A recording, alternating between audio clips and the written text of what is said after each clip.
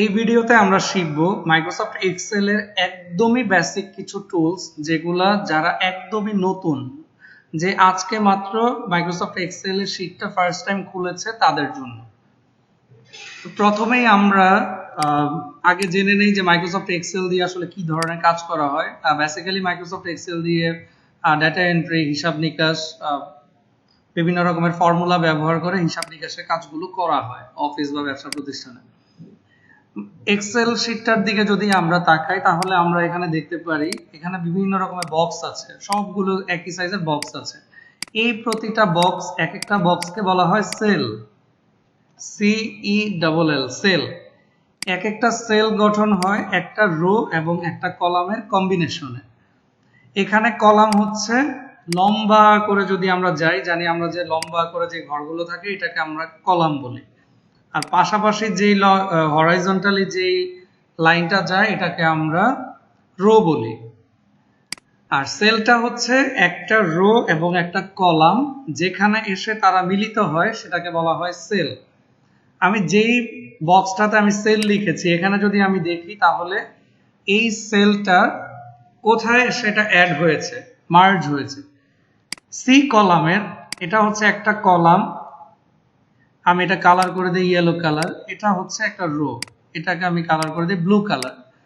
এখন যদি আমি দেখি আমার কলামগুলো আইডেন্টিফাই করা আছে ABCDEF দিয়ে, তার মানে হচ্ছে লেটার দিয়ে, আর এখানে 1 2 3 4 দিয়ে যেগুলো আছে এগুলো হচ্ছে আমাদের রো।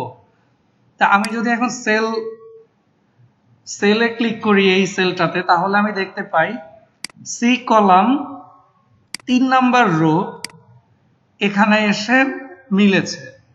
তাহলে এই সেলটার ঘরটার নাম কি? C3। এই যে বক্সটা এটার নাম হচ্ছে নেম বার। এই নেম বারে হচ্ছে আমরা দেখতে পাই আমাদের প্রতিটা সেলের নাম। তাহলে আমার এই সেলটার নাম কি? এই সেলটার নাম হচ্ছে C3। C3 হচ্ছে সি কলামের 3 নাম্বার রো। এইরকম প্রতিটা সেলেই হচ্ছে আমাদেরকে ইনফরমেশন বসাতে হয়। তা আমি এখন সেলে হচ্ছে ধরেন এখানে আমি দিলাম সিরিয়াল নাম্বার। এখন দেখেন আমার এই লেখাটা ডান দিকে অনেকখানি বক্স থেকে বের হয়ে গেছে। আমি চাচ্ছি যে আমার লেখাটাই বক্সের মধ্যেই থাকবে। তাহলে আমি একটা কাজ করতে পারি, আমার কলামের এখানে যদি কার্সারটা আনি দুই দিকে রাইট অ্যারো এবং লেফট অ্যারো আইকন এসেছে, আমি যদি এটা চাপ দিয়ে আমি ডান দিকে নিয়ে আসি তাহলে আমি আমার এই সেলটাকে বড় ছোট করতে পারি। আমি পাশের সেলে যদি লিখি স্টুডেন্ট নেম, সেম ক্ষেত্রে আমার নামটা বক্স থেকে বের হয়ে গিয়েছে। আমি এটাকে টান দিয়ে আমার প্রয়োজন অনুযায়ী এটাকে আমি জায়গা করে নিতে পারি। যেহেতু নামগুলো আমাদের বড় হয়, এখানে জায়গা বেশি লাগে, সেই ক্ষেত্রে আমি নামের ঘরটাকে আমি বড় করলাম। সিরিয়াল নাম্বারে যেহেতু আমাদের জায়গা কম লাগে আমি এটাকে একটু ছোট করে দিলাম। আচ্ছা, আমি এতটুকুই লিখি। এখন আমি চাইলে আমার এই মেনু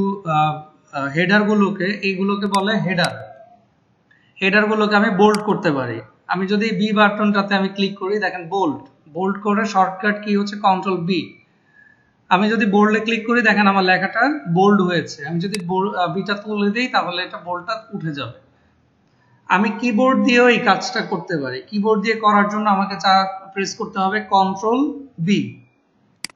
আমি কিবোর্ডে যখন এটা সিলেক্ট করে কন্ট্রোল বি প্রেস করব এটা বোল্ড হবে। আমি যদি আবার কন্ট্রোল বি প্রেস করি তাহলে আমার এই বোল্ডটা চলে যাবে।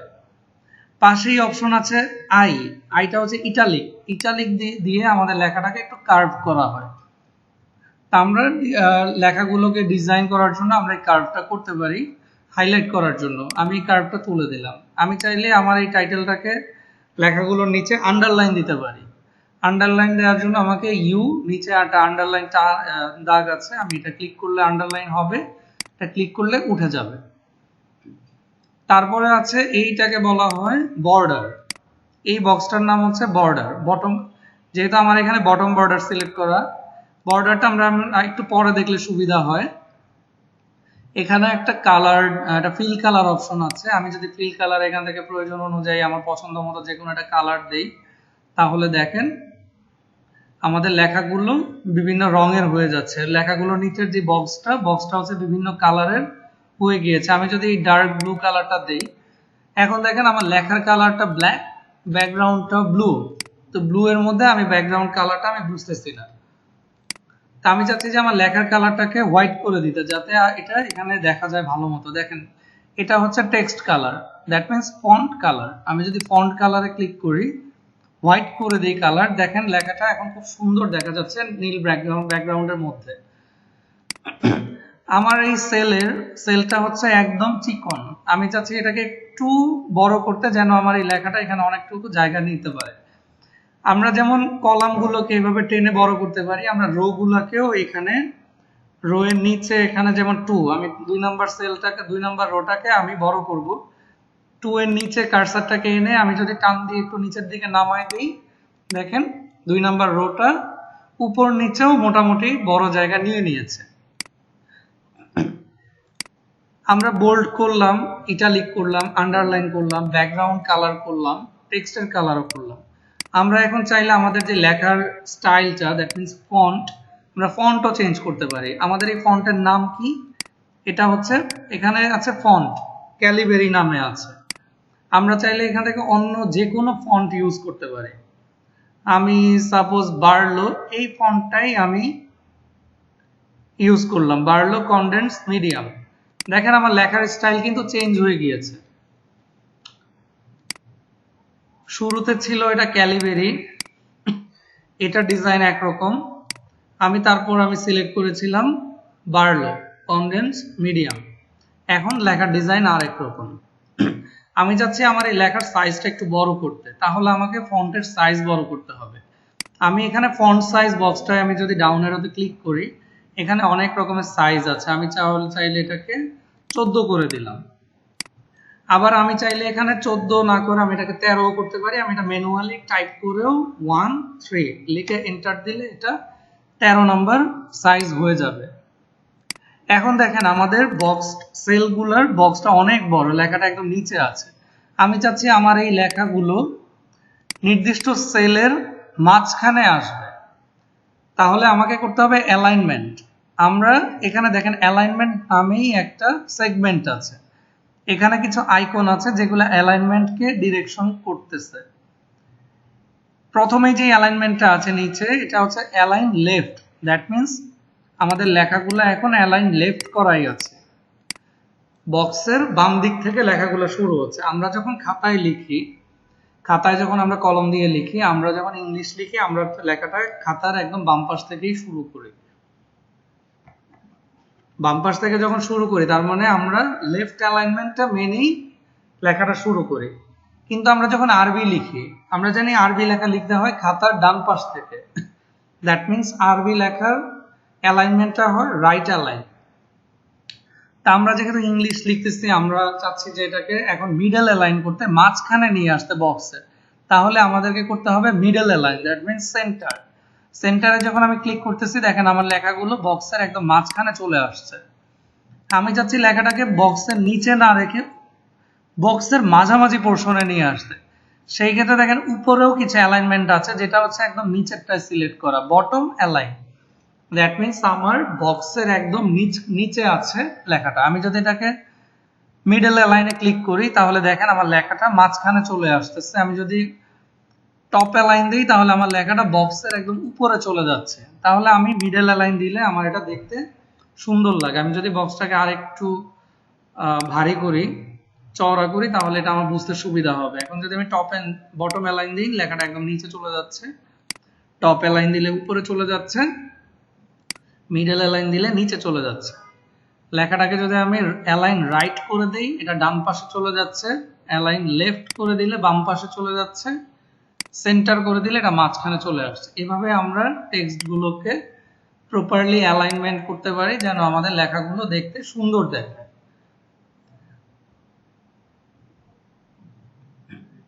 এখন আমি চাচ্ছি যে এখানে সিরিয়াল নাম্বার লিখতে। আমি 1 2 3 4 5 6 এভাবে কিছু সিরিয়াল নাম্বার লিখলাম। আমি এখানে স্টুডেন্টের নেম লিখলাম, নেম আমি আমার নামই লিখে দিই এখানে, নাসের আহমেদ। তা আমি আমার নামটাকেই আমি কন্ট্রোল-C দিয়ে কপি করতে পারি, কন্ট্রোল-V দিয়ে পেস্ট করতে পারি, আবার কন্ট্রোল-V দিয়ে পেস্ট করতে পারি। আমি চাইলে এখানে লেখাটাতে ক্লিক করে আমি ডান দিক দিয়ে ধরে নিচে টেনেও নামাতে পারি। তাহলে আমরা এখন আগের মতোই আমাদের এই লেখাগুলোকেও সেন্টার অ্যালাইন করতে পারি। তাহলে সবগুলোকে যদি একসাথে করতে চাই, তাহলে আমি প্রথমটা ক্লিক করে আমি টেনে সম্পূর্ণটুকে সিলেক্ট করলাম। সিলেক্ট করে আমি এখন এটাকে সেন্টার অ্যালাইন করতে পারি, মিডল অ্যালাইন করতে পারি, ওকে রাইট অ্যালাইন করতে পারি, লেফট অ্যালাইন করতে পারি, টপ অ্যালাইন করতে পারি, বটম অ্যালাইন করতে পারি। তা আমি এটাকে সেন্টার অ্যালাইন করি মিডল অ্যালাইনমেন্টে রেখে। তাহলে দেখেন আমার লেখাগুলোকে খুব সুন্দর দেখাচ্ছে। এখন এটা আমার একটা বক্স যেখানে আমার সিরিয়াল নাম্বার, স্টুডেন্ট নেম আছে। এটাকে আমি চাচ্ছি আলাদাভাবে একটু দেখাতে, আলাদাভাবে এগুলাতে বর্ডার লাইন দিতে, যেন আমার পুরো শীটের মধ্যে তাকালে আলাদাভাবে বোঝা যায় যে এখানে আমার কোনো ডকুমেন্ট, আমার ইনফরমেশন আছে। তাহলে আমি পুরো বক্সটাকে, আমার রেঞ্জটাকে আমি সিলেক্ট করে আমি বর্ডারের ডাউন অ্যারোতে ক্লিক করতে পারি। এখানে অনেক রকমের বর্ডার আছে। আমি যেটা করতে পারি, অল বর্ডারে যদি আমি দেই, তাহলে দেখেন আমার পুরো বক্সটাই, আমার পুরো ইনফরমেশন রেঞ্জটা বর্ডার হয়ে গিয়েছে চারপাশে। এইভাবে আমরা খুব সুন্দর করে ডাটাগুলোকে সাজাতে পারি। তারপর ধরেন আমি এই রেঞ্জটাকে আমি কন্ট্রোল-C দিয়ে কপি করে আমি এখানে পেস্ট করলাম। পেস্ট করার পর যেটা হলো যে আমার নাম, আমার হেডার, এটা ছোট জায়গা দেখে এখানে জায়গা নিচ্ছে না, কিন্তু আমি চাচ্ছি এই সেলটাকে আর আমি টেনে বড় করব না, এটাকে আমি এতটুকুই রাখবো, কিন্তু এতটুকুর মধ্যেই আমার নাম গুলো যেন এই সেলের মধ্যেই দেখায়। সেই ক্ষেত্রে আমি কি করতে পারি, আমি আমার রেঞ্জটাকে সিলেক্ট করে দেই, এই নাসার আহমেদ, এখানে আমি নামের প্রথম সেলটাতে আমি কার্সার রেখে আমি এটাকে মাউসে ধরে ক্লিক করে নিচ পর্যন্ত সিলেক্ট করতে পারি। করে আমি এখানে দেখেন দুটো অপশন আছে, একটা হচ্ছে মার্জ টেক্সট, একটা আছে মার্জিন এন্ড সেন্টার। আমরা এখন দেখব র‍্যাপ টেক্সট। আমি যদি আমার এই টেক্সটের অপশনটুকুকে সিলেক্ট করে আমি যদি র‍্যাপ টেক্সটে ক্লিক করি, র‍্যাপ করা মানে হচ্ছে মোচড়ানো। আমি যদি র‍্যাপ টেক্সটে ক্লিক করি, দেখেন আমার লেখাটা, সে এক নাসরের পরে সে একটা মোচড় নিয়েছে, দ্যাট মিন্স সে একটা বাঁক নিয়েছে, বাঁক নিয়ে সে আহমেদটাকে নিচে নিয়ে এসেছে। কারণ আমি চাচ্ছি যে এই সেলটার মধ্যে এতটুকু জায়গার মধ্যেই আমার নামটা থাকবে। স্টুডেন্ট নেম, আমার এই হেডারটাও দেখেন ডানে বামে দুই দিক দিয়ে বক্সের দুই সাইডে চলে গিয়েছে। আমি চাচ্ছি এটাকে র‍্যাপ টেক্সট করে এটাকে একটা সেলের মধ্যে একটু জায়গার মধ্যেই আমি দেখাতে। আমি যদি এখন নাসের আহমেদের পাশে আমি যদি এই সেলে এখন লিমন লিখে দিই, তাহলে আমার নামটা আরো বড় হয়ে গেল।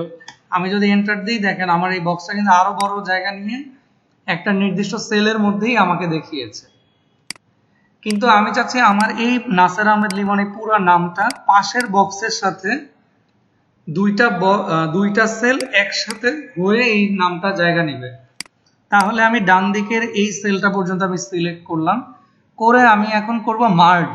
আমি যখন মার্জে ক্লিক করব, দেখেন আমার এইখানের এই সেলগুলো কিন্তু আলাদা। নাসের আহমেদ একটা সেল, এই সেলটা কিন্তু আলাদা। আমি যদি নেম রেঞ্জেও দেখি, নেম বারে, এটা এই সেলের নামটা কিন্তু E3 আর এই সেলের নামটা হচ্ছে D3। কিন্তু আমি যখন এই সেলটাতে ক্লিক করতেছি, এটার নাম কিন্তু D4। কারণ D4 সেলটা যেটা ছিল, D4 সেলটা ই কলামের সেলটাকেও নিয়ে একসাথে একটা সেল ক্রিয়েট হয়েছে, যেটা মার্জ করেছি। আমি যদি D5 এবং E5 এই দুইটা সেলকে একসাথে সিলেক্ট করে মার্জ করে দেই, দেখেন এই সেলটা হয়ে গেছে D5, কারণ দুইটা সেল মিলে এখন একটা সেল হয়েছে। নিচের দুইটা সেলকেও আমি মার্জ করে দেই, সেম, এটাও কিন্তু দুইটা সেল মিলে একটা সেল হয়েছে। এইভাবে আমরা খুব সহজেই লেখাগুলোকে ফরম্যাটিং করতে পারি। এখন যদি আমি এই কলামটাকে আমি ডান দিকে টেনে বড় করি, দেখেন আমার এই সেলগুলোও কিন্তু বড় জায়গা নিচ্ছে, কারণ এগুলোও সমপরিমাণ জায়গা ডান দিকে নিয়ে নিচ্ছে।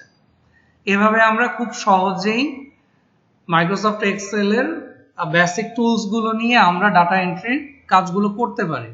অ্যাটলিস্ট এতটুকুও যদি জানি, আমরা বেসিক যে ইনপুট গুলো আমাদের লাগে, আমরা সেই ইনপুট গুলো আমরা খুব সহজেই সুন্দরভাবে করতে পারবো। আশা করি সবাই বুঝতে পারবেন। ধন্যবাদ।